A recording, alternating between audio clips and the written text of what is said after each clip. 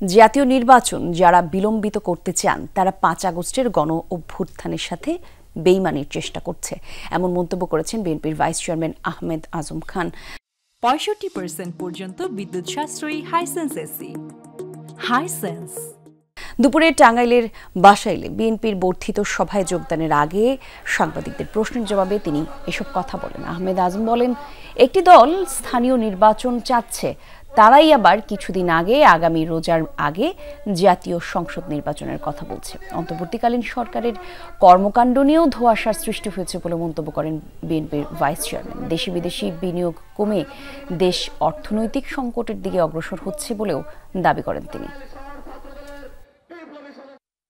জাতীয় সংসদ নির্বাচনকে প্রলম্বিত করবার যে অপচেষ্টা, এটাকে ৫ই আগস্টের যে গণ অভ্যুত্থান, সেই গণ অভ্যুত্থানের সাথেই বেইমানি বা বিশ্বাসঘাতকতার সামিল বলে আমি মনে করি।